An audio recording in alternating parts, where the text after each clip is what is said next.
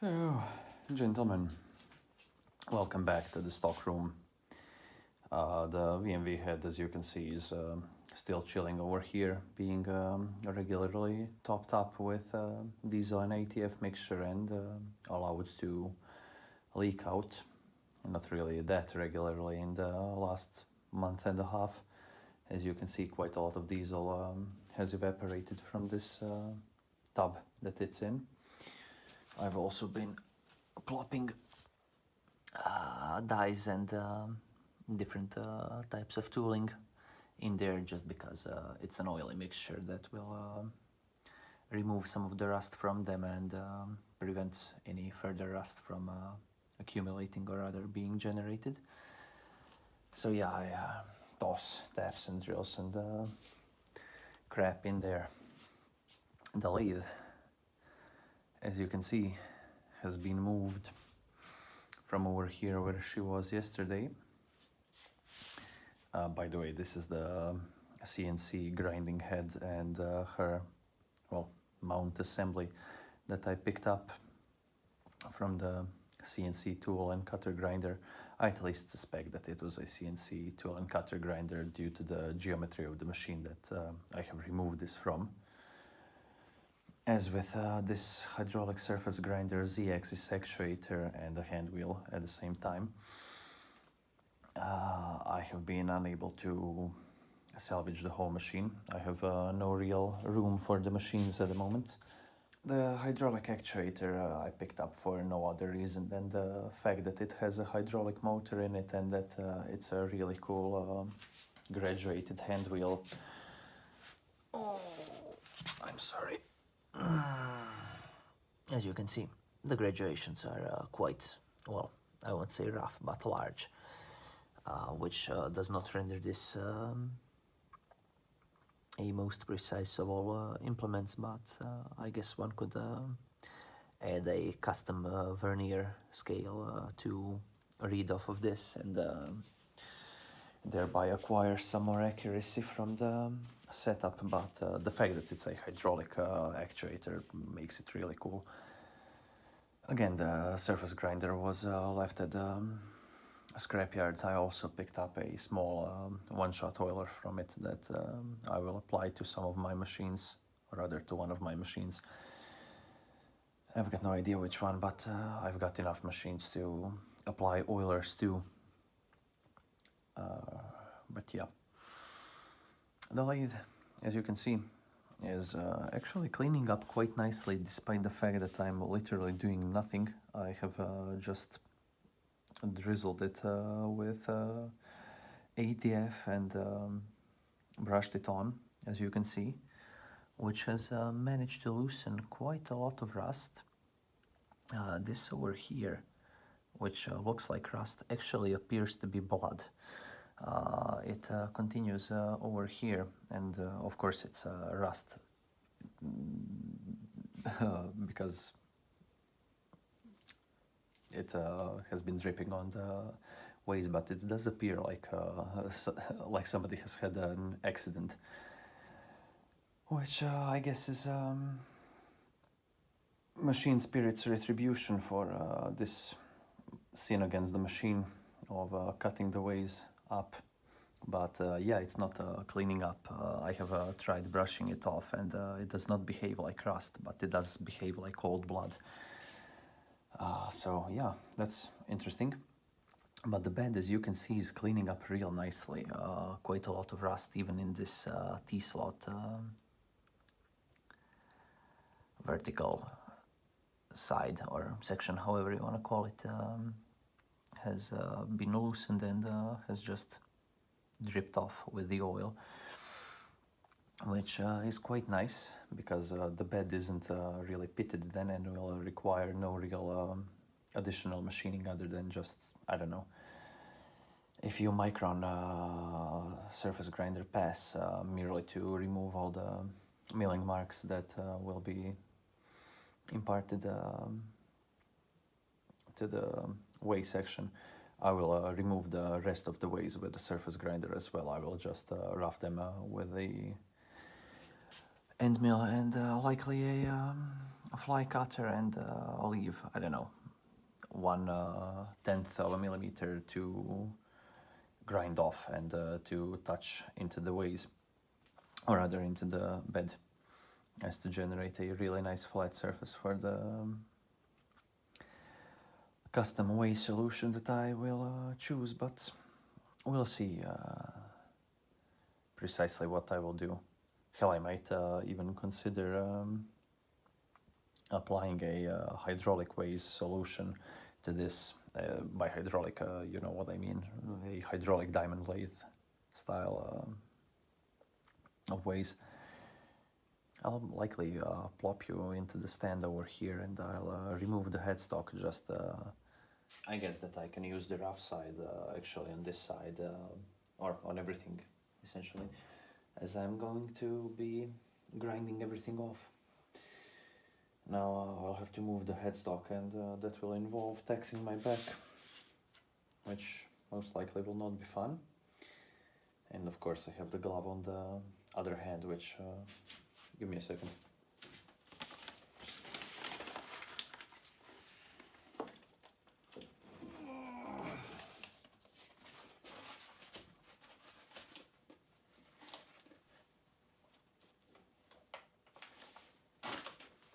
The headstock is quite heavy for the size of the lathe.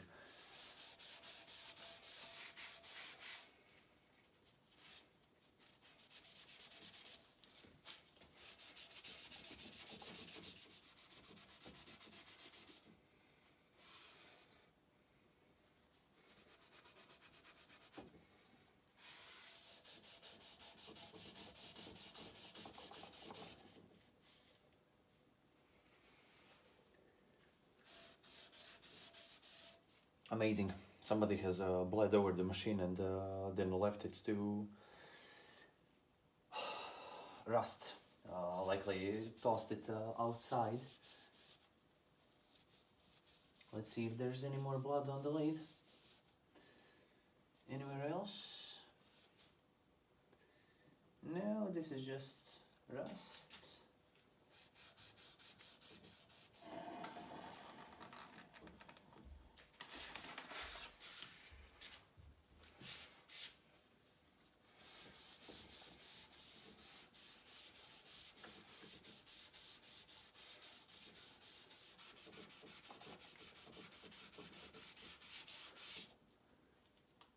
Go rusty.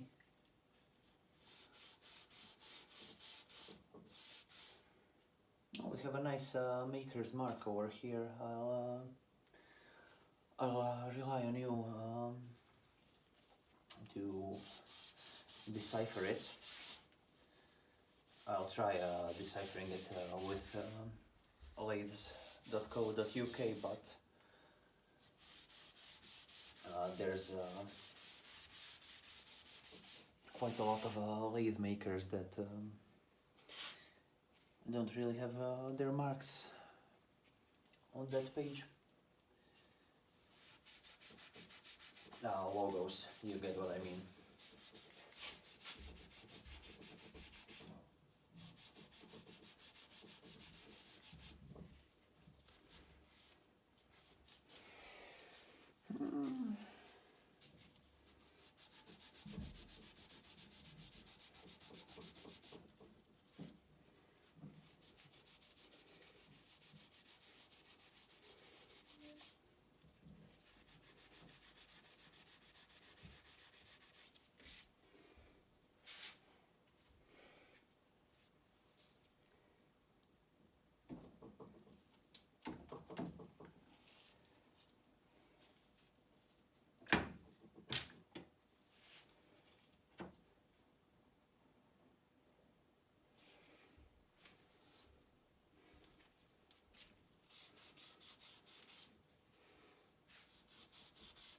Thank God I actually oiled this section of the ways. Oops.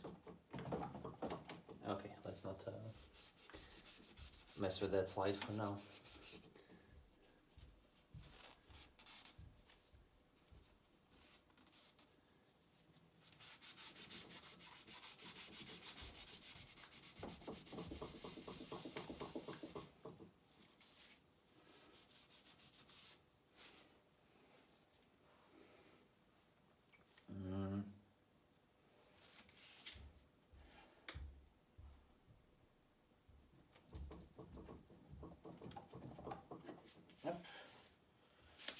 There we go. One of the slides. Can you see it? Yeah, you can. Give me a second. There you go. Quite nice. Relatively thin. Not all too skookum. I should be careful. The gib is glued in nicely with grease and whatever. At least. Oh, this looks like water. This is water, actually. This doesn't just look like it. But yeah. I'll leave this down here for the moment. Oh, by the way, this... oh, you cannot see it, really. Give me a second. You also lost focus as I refocused manually. This AC, it's a piece of the AC unit, the outside box, the top cap of the AC unit. Actually makes for a really nice chip tray for a lathe. I could actually apply it to my mini lathe because, well, a chip tray would not hurt actually. I know that some people don't really like them, but having the junk that the lathe generates and all the dripping oil and all that confined is actually quite nice. Oh yeah, there is some small amount of water in here, but there you go. It is here no more. Let me just... okay, some hydraulic oil. Extremely light, extremely thin, but...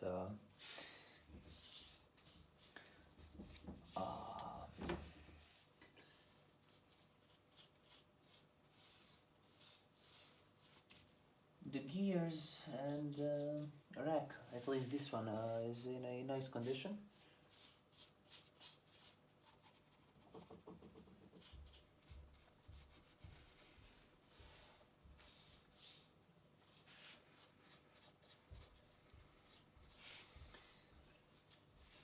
Hopefully the main slide is in a equally decent condition. I'll actually inject or rather drip in quite a lot of ATF through this hole just to flood this, you know what I mean, this, the compound essentially, with ATF as to loosen any and all rust that might have been generated in there.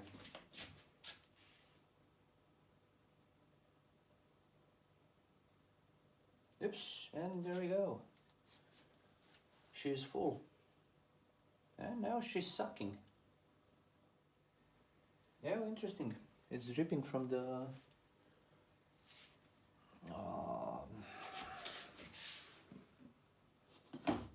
from the lever mechanism. Does that mean that we have movement? Yeah, we have movement.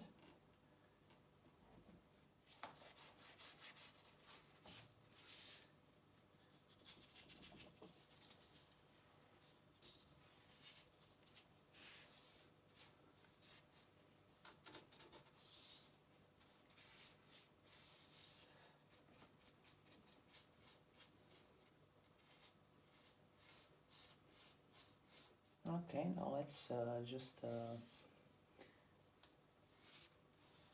do this as to move most of the junk off the ways. I'll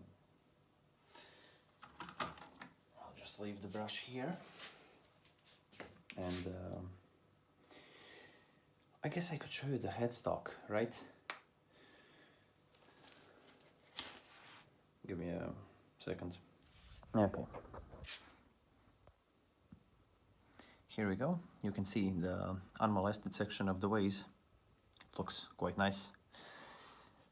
The was rusted section of the ways, or this one wasn't really rusted, but was not preserved all too well.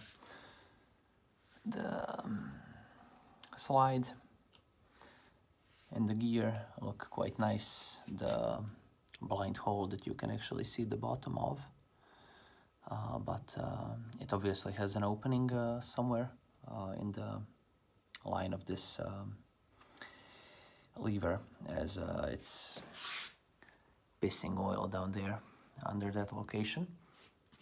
And the rest of the ways, and the maker's mark that you can see over here, it's upside down for you, but it looks like a J of sorts. I'm not really sure how to even interpret this circle with two lines and J, I suppose, and same number that was in the headstock, 1-422. There's actually some numbering over here as well, and it's not where the hell is, I think it's upside down. Yeah, the headstock was upside down. I'll insert the clip of the video from yesterday, but the headstock turns nicely. I'll have to check the bearings and everything, but the construction, the general construction is really, really nice. Quite thick walled. Give me a second. 4 centimeters, that's 1 inch is 2.5, let's say, so nearly, what's that, 3.5 inches almost. 3.5 inches, I'm sorry, 1.5 inch. This one is the same thing. The wall thickness of the casting is a bit under 1 centimeter. No, it's not actually, it's precisely 1 centimeter. The wall thickness over here is also quite nice, so the cap is just a cap. It's completely irrelevant, but the retainer nut has a, well, another packing piece that shields it partially from the junk. As you can see, this lathe was used to do some wood turning. I'm not sure if you can really recognize the wood chips in here, but I can still catch a few by eye. But yeah, this flange also seals or shields the spindle to a degree. I'll have to see precisely which type of spindle nose it uses. It's most likely a threaded spindle nose, but anyway, it's a really nice headstock actually. Even if the bearings are completely fucked up, it doesn't really matter, because I'll most likely be changing them for something else. I will have to change the pulley itself, because I have no use of a flat belt pulley. The belt ran down here into the stand of the lathe, which I do not retain, as you can see. I'm sorry, I'm dropping the bloody objective out of the frame that I want to film. But yeah, she's cleaning up quite nicely. There's gonna be quite some work to do. I'm sorry, I'm just checking something out. And I mean, I'll have to regenerate the ways, but the body of the machine is really nice and allows for it, which is even better. This section of the ways, as you can see, which was under the headstock, will be retained, because there's no reason to remove them. The headstock rests on them and is being located and aligned, although there will be nothing to align the rest of the pieces in line with the headstock, but you get the point. It does provide for a nice fastening solution, along with the nut and bolt eccentric fastening mechanism, but I'll see to that. I do not really appreciate the eccentric clamps. I do not believe that they provide nearly enough, how would you call it, clamping to make the lathe actually secure. I mean, securely pinned in place as not to move anywhere. I'll most likely use the flat section and drill in a few pins and plop them in there, and of course do the same thing in the headstock, which will require quite some ridiculous levels of careful measuring and ridiculously fine drilling, because fucking that up is literally not an option. But yeah, I'll shut up, I'll stop rambling, and I'll get back to you when the... Ooh, I'm sorry. I'm being a fucking retard. But, like, that is something new. I'm not sure if you have seen anything from the other side, but there you go, how the headstock looks from the operator side, and some